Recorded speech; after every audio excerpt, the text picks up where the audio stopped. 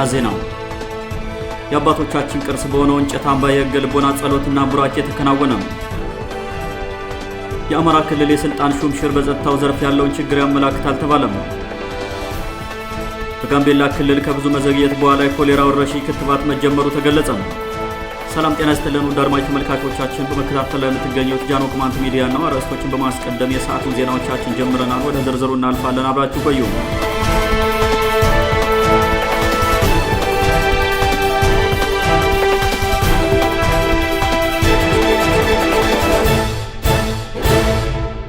የአባቶቻችን ቅርስ በሆነው እንጨት አምባ የሕገ ልቦና ጸሎትና ቡራኬ ተከናወነ።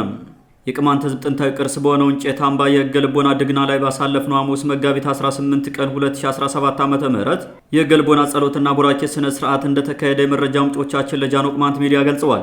ስነ ስርዓቱ የተካሄደው ከሳምንታት በፊት ድግናውን ወደ ገዳምነት እንቀይራለን በሚል የተሞከረውን ቅርስና መሬት ወረራ በማስቆም የተንበራና ዋሊደባ ቀበሌ ሕዝብ ወራሪውን ቡድን መከላከሉን ተከትሎ ነው ያሉት የመረጃ ምንጮች። በጸሎትና ቡራኬ መርሃ ግብሩ ክቡር ወንበር አማራ ሙሉነህ ተገኝተው ቦታውን ባርከው የሕገ ልቦና ድግናውን አጽንተው መመለሳቸውን ገልጸዋል።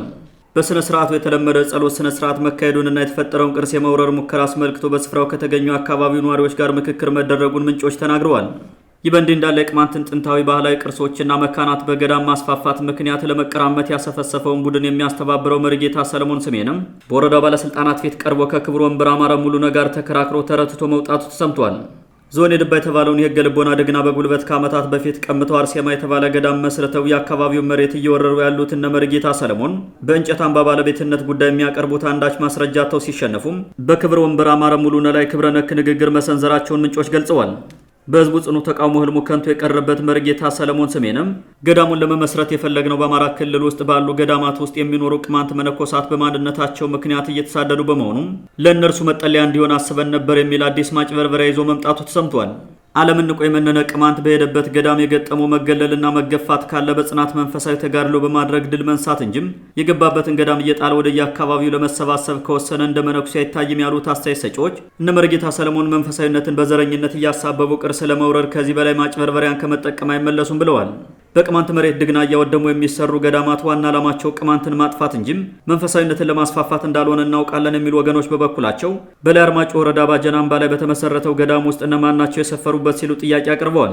በሰለሞናዊ ስርዓት የጨፍላቂነት አካሄድ እየተመራች የቅማንትን ሕዝብ ለማጥፋት ሌት ተቀን የምትኳትነው የኢትዮጵያ ኦርቶዶክስ ተዋሕዶ ቤተክርስቲያን ከዚህ ቀደም የፈጸመችው ግፍ አልበቃት ብሎ ከቅርብ ጊዜ ወዲህ እንደነዛ የደተገንና መርጌታ ሰለሞን ስሜን የመሳሰሉ ተላላኪዎችን አሰልፋ ጥንታዊ ድግናዎችን ለማውደም እየሰራች መሆኑ አይዘነጋም። ቅርስ አውዳሚ የደብተራ ቡድን እሱ ከሚያስበው የሴራ ተግባሩ ባሻገር የቅማንት ሕገ ልቦና ድግናዎች ለኢትዮጵያ ታሪክ ያላቸውን የጎላ ድርሻ ማሰብ አይችልም ተብሏል።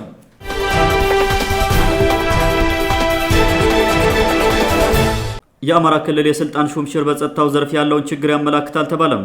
የአማራ ክልል በፋኖነት መንፈስ ክልሉ እንዳይረጋጋ ያደረጉት እነ ደሳለኝ ጣሰውን ከስልጣን በማንሳት በጸጥታው ዘርፍ አዳዲስ ሹመት የሰጡት በክልሉ ያለውን የሰላም እጦት ችግር መፍታት እንዳልተቻለ ያመላክታል ተብሏል።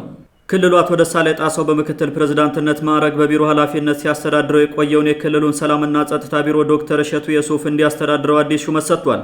በክልሉ የጸጥታ መዋቅር ላይ መሰረታዊ ለውጥ ካልተወሰደ የክልሉን የሰላም እጦት ማቃናት እንደማይቻል ድምዳሜ ላይ የደረሰው የብልጽግና መንግስት በተመሳሳይ ክልሉን የፖሊስ ኮሚሽነርና የሚሊሻ ጽሕፈት ቤት ኃላፊ የነበሩትን ባለስልጣናት በአዲስ ሹመት ተክቷል።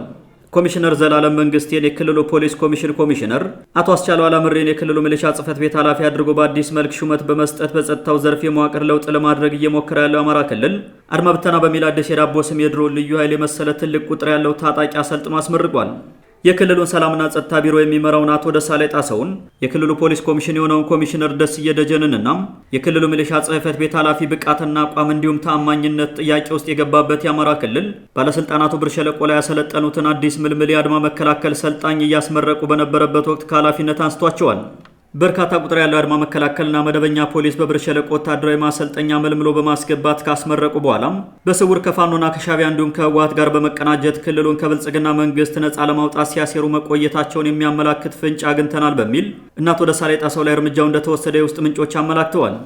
በአማራ ክልል ውስጥ የተፈጠረውን የሰላም እጦት ችግር ለመፍታት የብልጽግና መንግስት በክልሉ የመንግስት ስልጣን ውስጥ የተሰገሰጉ ጽንፈኛ ካድሬዎችን ገምግሞ ማጽዳት አለበት የሚሉ ተደጋጋሚ ምክረ ሀሳቦች ቢቀርቡለትም ችላ በማለቱም አሁን ላይ ለከፋ ችግር ሲጋለጥ የሰሞኑን እርምጃ ለመውሰድ ተገዷል ተብሏል።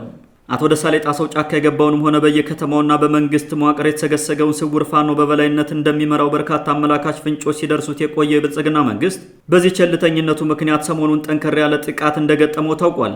ከእያንዳንዱ የፋኖ ጥቃት ጀርባ የነ ደሳሌ ጣሰውና ጓደኞቹ እጅ ነበረበት የሚሉ ወገኖች የብልጽግና መንግስት ዛሬ ላይ የወሰደው እርምጃ በጣም የዘገየና ዋጋ ያስከፈለ ነው ብለዋል። ከ2008 ዓመተ ምህረት ጀምሮ እጆቹን በንጹሃን ደምና ህገወጥ የሰዎች ዝውውር ወንጀል ዘፍቆ የቆየውን አቶ ደሳሌ ጣሰውን ወደ ቢሮ ኃላፊነት ያመጣው በእናቱ አገኘሁ ተሻገር ሲመራ የነበረው የክልሉ ደመነፍስ ካድሬዎች ቡድን መሆኑ አይዘነጋም።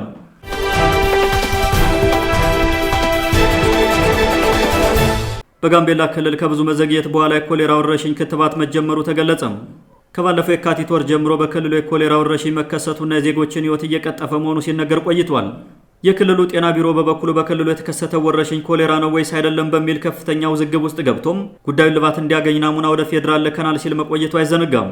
ከብዙ መዘግየት በኋላ የጤና ሚኒስቴር በክልሉ ለሚገኙ ከ990 ሺህ በላይ ለሚሆኑ ዜጎች ክትባት መስጠት መጀመሩን ተናግሯል።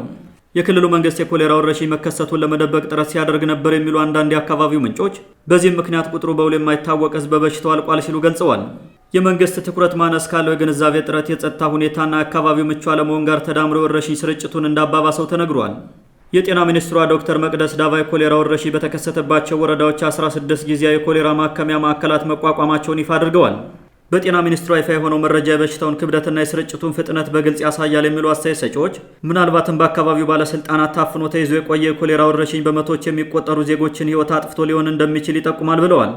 በክልሉ በ9 ወረዳዎችና በ4 የስደተኛ መጠለያ ጣቢያዎች ላይ በሽታው በወረርሽኝ መልክ መከሰቱንና ክትትል ሲደረግ መቆየቱን የኢትዮጵያ ፕሬስ ኤጀንሲ ዘገባ ያሳያል። የኢትዮጵያ ህብረተሰብ ጤና ኢንስቲትዩት በበኩሉ በ9 ወረዳዎችና በ4 የስደተኛ መጠለያ ጣቢያዎች የተከሰተ የኮሌራ ወረርሽኝ የበርካቶችን ህይወት ከቀጠፈ በኋላም በሽታው በህዝቡ ላይ ጤና ጉዳት ሳያስከትል ለመቆጣጠር ከሚመለከታቸው ባለድርሻ አካላት ጋር እየሰራ ነው ሲል ብዙዎችን ያስገረመ ሀሳብ አጋርቷል። ወራትን ያስቆጠረውና በጋምቤላ ክልል በወረርሽኝ መልክ የተከሰተው ኮሌራ ከጎረቤት ሱዳን በመጡ ስደተኞች አማካኝነት ወደ ኢትዮጵያ የገባ መሆኑን ባለፈው ጃን ቅማንት ሚዲያ የተባበሩት መንግስታት ሪፖርትን ዋቢ አድርጎ መዘገቡ አይዘነጋም። የጤና ሚኒስትሯን ጨምሮ በርካታ የፌዴራልና የክልል ባለስልጣናት በተሳተፉበት ጊዜ የኮሌራ ሕክምና መስጫ ማዕከላት መክፈቻ ላይ የኮሌራ በሽታ በክልሉ በወረርሽኝ መልክ መከሰቱን ከመናገር በዘለለ አንድ አመራር ምን ያክል ጉዳት እንዳደረሰ ፍንጭ የሚሰጥ ቃል አልተነፈሰም። ወረርሽኙ ጋምቤላን ጨምሮ በአማራ፣ ኦሮሚያና ሌሎችም ክልሎች በስፋት እየታየ ስለመሆኑ በበርካታ ዓለም አቀፍ ሚዲያዎችና የዘርፉ ባለሙያዎች ጭምር ሲነገር ቆይቷል። ውድ አድማጮቻችን ለዛሬ የነበሩ ዘገባዎችን ይመስሉ ነበር። መልካም ጊዜ።